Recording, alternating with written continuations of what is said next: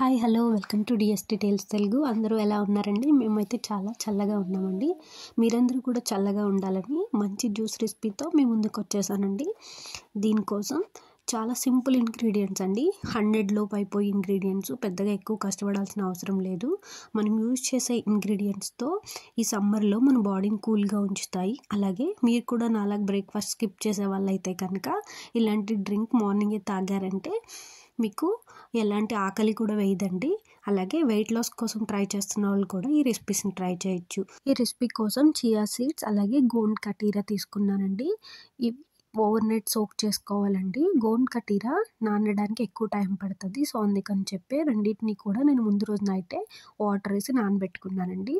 So మనకి ఇక్కడ గోంద్ వేరండి, గోంద్ కటీరా వేరు. గోంద్ షైనీగా ఉంటుందండి, దాన్ని శీతాకాలంలో యూజ్ చేస్తారు. గోంద్ కటీరా అంత షైనీగా ఉండదు, చూస్తున్నారు కదా, కొంచెం ఎల్లోయిష్గా ఉంటుంది.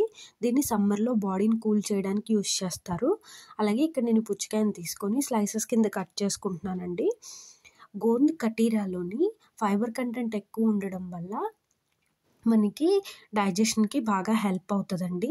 అలాగే గోంద్ కటీరా తీసుకుంటే ఫుల్గా ఉంటుందండి టమ్మీ అనేది. సో ఫాస్టింగ్ ఉన్నప్పుడు చాలామంది వాటర్ మిలన్ ఎక్కువగా ప్రిఫర్ చేస్తారు. అంటే ఫ్రూట్స్ తీసుకుంటారు కదండి ఉపవాసాలు చేసినప్పుడు, అలాంటప్పుడు ఎక్కువగా చాలామంది వాటర్ మిలన్నే తీసుకుంటారండి. ఎందుకంటే టమ్మీని ఫుల్గా ఉంచుతుంది ఇది వాటర్ కంటెంట్ ఎక్కువ ఉండడం వల్ల. సో ఈ రెండింటి కాంబినేషన్లో కనుక మనం జ్యూస్ తీసుకున్నామంటే టమ్మీ ఫుల్గా ఉండి ఆకలి ఎక్కువ వేయదండి.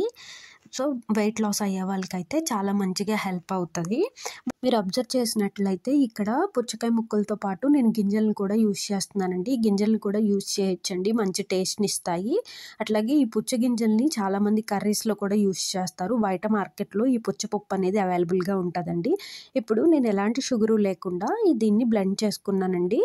ఇప్పుడు మన గోండ్ కటీరా, చియా సీడ్స్ ఇట్లా అయితే ఉన్నాయండి. గోండ్ కటీరా వాటర్ లాగా ఉంటుందండి, అంటే వాటర్ జల్లీ లాగా ఉంటుంది. దీనికి ఎలాంటి టేస్ట్ ఉండదు, ఫ్లేవర్స్ ఉండవు. గోంద్ కటీరాకే బాదం గమ్ అని ఇంకొక పేరు కూడా ఉందండి. స్కిప్ చేయకుండా చూడండి, చాలా మంచి విషయాలు మాట్లాడుకుందాం గోంద్ కటీరా గురించి.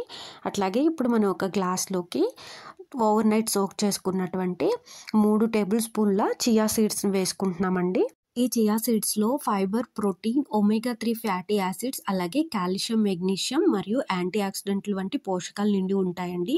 వీటిని మన డైట్లో చేర్చుకోవడం వల్ల గుండె ఆరోగ్యం మెరుగుపడుతుంది. అలాగే బరువు తగ్గడంలో కూడా చాలా సహాయపడుతుంది. బ్లడ్లో షుగర్ లెవెల్స్ని కూడా ఇది కంట్రోల్ చేస్తుందండి. గోంద్ కటీరా చర్మ సంరక్షణకి చాలా బాగా యూజ్ అవుతుంది ఈ సమ్మర్లో. అలాగే జీర్ణ వ్యవస్థను మెరుగుపరుస్తుంది, షుగర్ని కూడా కంట్రోల్లో ఉంచుతుందండి. పురుషుల్లో లైంగిక శక్తిని పెంచడానికి కూడా ఉపయోగపడుతుందండి.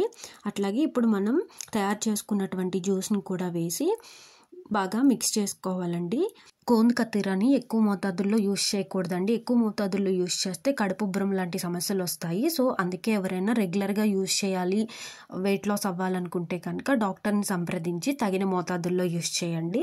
ఇప్పుడు మనం ఇలా తయారు చేసుకున్న జ్యూస్ని కొంచెం పుదీనా కూడా పెట్టి ఒక నిమ్మకాయతో గార్నిష్ చేసుకొని సర్వ్ చేసుకోవడమేనండి. లేదు మీకు ఇంట్రెస్ట్ ఉంటే కనుక నిమ్మరసం కూడా పిండుకొని కలుపుకొని తాగండి. ఈ 3 కాంబినేషన్లో మనం జ్యూస్ తాగడం వల్ల ఖచ్చితంగా వెయిట్ లాస్ అయితే అవుతారండి.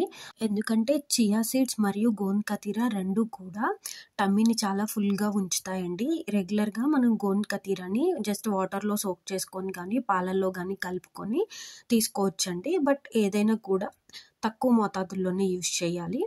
ఈ గోంద్ కటీరాలో ఎముకల్ని దృఢత్వం కూడా చేస్తాయండి. ఎందుకంటే ఇందులో కాల్షియం, మెగ్నీషియం లాంటి పోషకాలు కూడా బాగా ఉంటాయి. సో దానివల్ల ఎముకలు కూడా బలంగా ఉంటాయి. ఈ వీడియో నచ్చినట్లయితే లైక్ అండ్ షేర్ చేయండి, కమెంట్ చేయడం మర్చిపోవద్దు. మరిన్ని మంచి రెసిపీస్ కోసం డిఎస్టీ టేల్స్ తెలుగుని సబ్స్క్రైబ్ చేసుకోండి. మళ్ళీ మంచి రెసిపీతో కలుద్దాం. Until bye bye. Thanks for watching.